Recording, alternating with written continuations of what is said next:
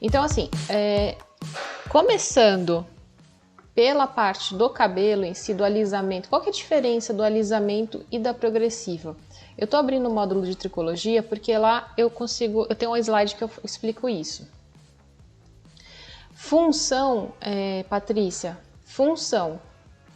qual a diferença de função de progressiva e de alisamento? Ambos alisam. Função é alisar, é mudar a forma, tá? Agora, o dano no cabelo, ele acontece um pouco diferente em cada um. E é isso que eu quero trazer aqui para vocês, relembrando essa parte aqui, tá?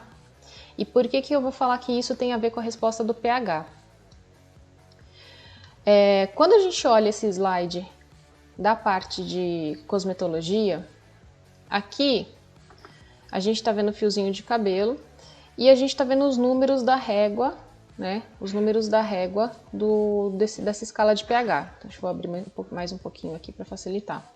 Então, quando a gente entende que a régua do pH, ela significa o quê? Ela dá um entendimento de mensuração de quão ácida é uma substância ou quão alcalina. Então, quando eu vou para a direita da minha tabela, eu vou para o lado alcalino, e quando eu desço para o lado esquerdo, eu vou para o ácido, tá? Então, assim, foram lá e definiram que quando a gente conseguia medir a quantidade de íons de hidrogênio e de hidróxido, né, de OH ou de hidrogênio, a gente conseguiria saber, né, definir se uma substância ela é ácida, se ela é neutra ou se ela é alcalina, tá?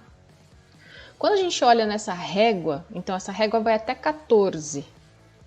A metade, que é o neutro, significa o equilíbrio tanto de íons de hidrogênio quanto os íons de hidróxido, de OH. O que isso quer dizer? Isso quer dizer que existe um equilíbrio, né? Um equilíbrio inclusive de carga positiva e negativa quando a gente está no neutro, tá bom? Isso é o equilíbrio da régua de pH. O 7 é o equilíbrio. Entretanto, para o cabelo, o 7 não é neutro. O 7 ele é mais alcalino do que o cabelo gosta. Tá? Lembrando que eu reforço, o cabelo não tem pH. O cabelo ele vai, ao entrar em contato com alguma coisa líquida, que sim, esse líquido tem uma faixa de pH, ele vai se sentir mais confortável nessa faixinha aqui, ó, entre 3,5 e 4,5. É por aqui que o cabelo fica neutro. Ele fica com as cargas neutralizadas. Para o nosso corpo, se eu pegar um copo de água e essa água for 7 ou mais, 7, 7,5, 8, tem água até que tem pH 10. Se o pH da água for 7 para cima, ela vai ser uma água boa para o nosso corpo, quando a gente ingere, toma.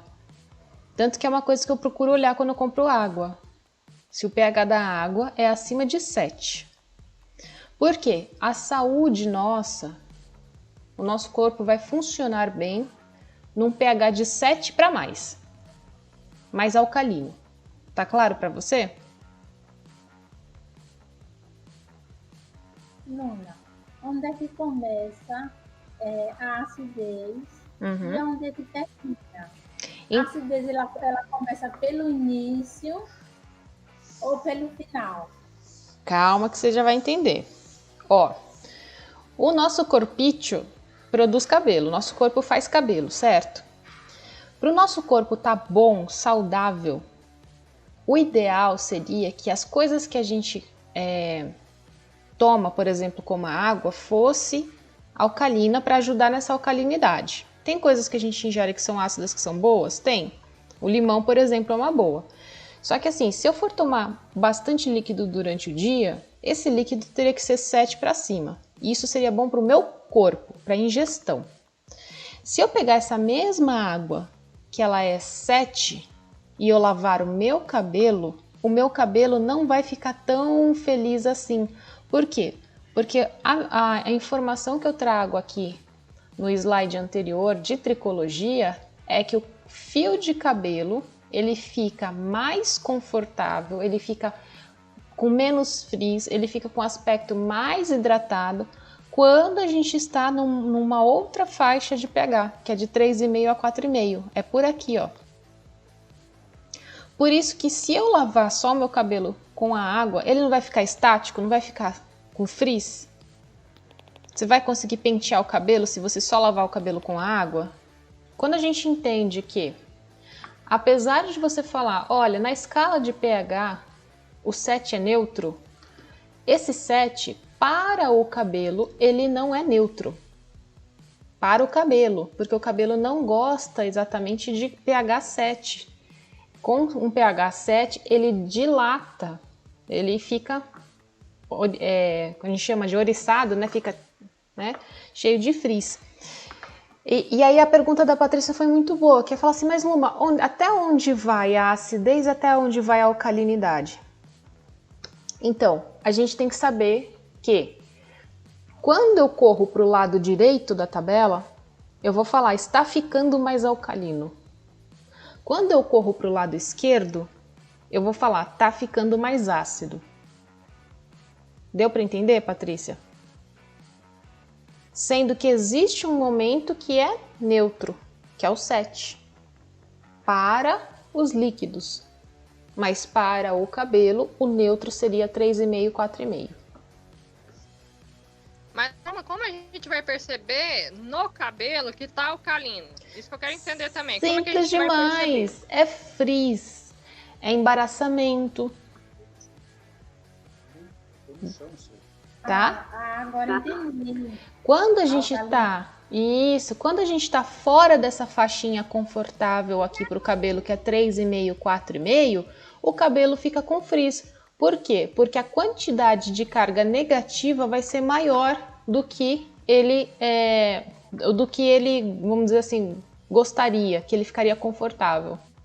Por isso que quando a gente vai pegar um shampoo, o shampoo tá mais ou menos na faixa aqui, ó, de 4, 5, ó. Eles estão mostrando aqui, ó, 5, 5 e pouquinho.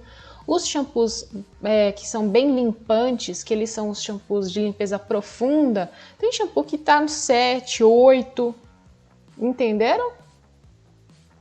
Automaticamente, quando a gente coloca um produto nessa faixa, ele vai provocar isso aqui, ó, que é a dilatação do cabelo. Ele vai provocar dilatação, que é essa imagem aqui, que está mostrando aqui que o cabelo vai abrindo, vai espaçando, né, a distância entre as cutículas. E conforme a gente vai indo para o lado direito, lembra que eu falei? Se a gente corre para o lado direito, a gente vai ter uma situação mais alcalina. Se a gente corre para o lado esquerdo, a gente vai ter uma situação mais ácida, tá?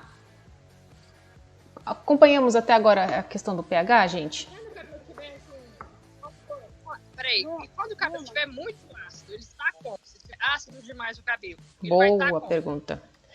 A acidez, ela vai fazendo contração, contração, contração. Só que existe um ponto que a acidez também é corrosiva. Então, o problema da progressiva, que aí a gente vai entrar na resposta da progressiva.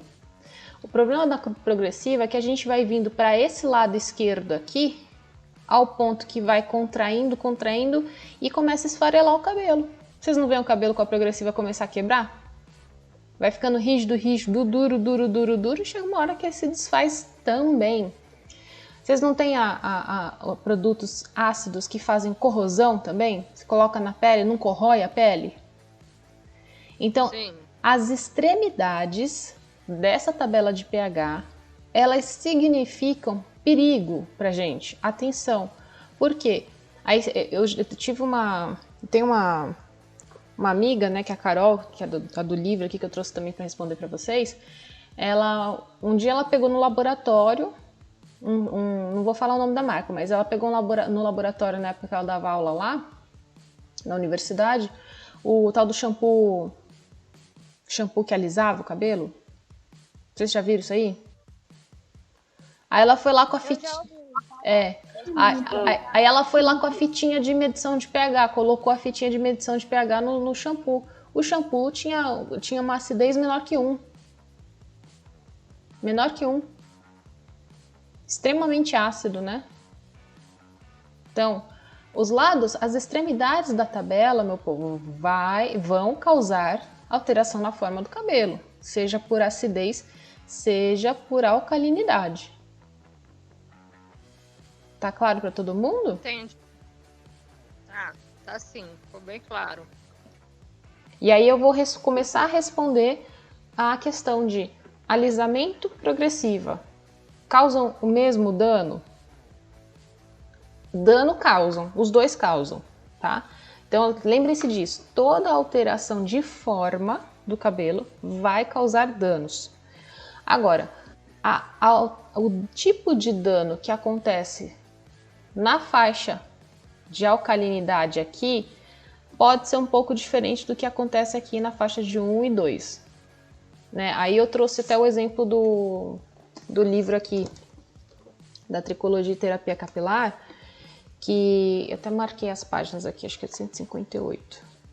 Quando a gente entende a questão, então, da faixa de pH, a gente vai entender que os alisamentos tradicionais, os tioglicolatos, os hidróxidos, eles vão trabalhar na faixa de alcalinidade. Eles vão provocar dilatação no fio de cabelo. Já os acidificantes, né, as escovas ácidas, elas vão provocar essa contração do cabelo. Tanto que quando eles vão fazer, nesse capítulo aqui fala de proteção térmica, eles fazem um estudo comparando os cabelos tratados com alisamento alisamento com tioglicolato e com formol, eles falam, olha, a resistência do cabelo de formol é maior. A resistência. Mas lógico que é. Por quê? Porque o formol ele faz como se fosse uma capa no cabelo, ele deixa o cabelo mais duro. Né? Então é mais difícil o cabelo ele ter... ele fica mais durinho, mais rígido, certo? Só que o problema é que assim, o cabelo ele não foi feito para ser essa coisa cristalizada. Ele precisa ter a interação com a água, a interação com os nutrientes dos produtos, né, com os ativos, os ingredientes dos produtos. E aí o que acontece? Ele perde essa interação e ao longo do tempo ele vai ficando cada vez mais rígido, mais rígido, mais rígido e aí ele vai quebrar. Do lado do alisamento, a gente percebe que esse cabelo ele fica mais amolecido, entre aspas, né? Ele estica com mais facilidade. Então, quando a gente vai aumentando a alcalinidade do produto, a gente vai deixando o cabelo com mais elasticidade, ele vai ficando mais elástico. Então, o cabelo, no caso dos produtos alcalinos, ele pode romper por conta de excesso de elasticidade. O cabelo no lado ácido, ele pode romper por falta de elasticidade. Tá claro isso para vocês? Dano vai acontecer dos dois lados. A questão fundamental que eu sempre falo para vocês com relação à progressiva é que os produtos utilizados na progressiva, eles não têm ainda, no momento que eu falo hoje, não tem autorização da Anvisa para serem utilizados de tal forma. Por quê? Porque por conta de segurança. Segurança principalmente, lógico, para cliente mas principalmente para quem aplica, para quem faz várias e várias vezes ao dia.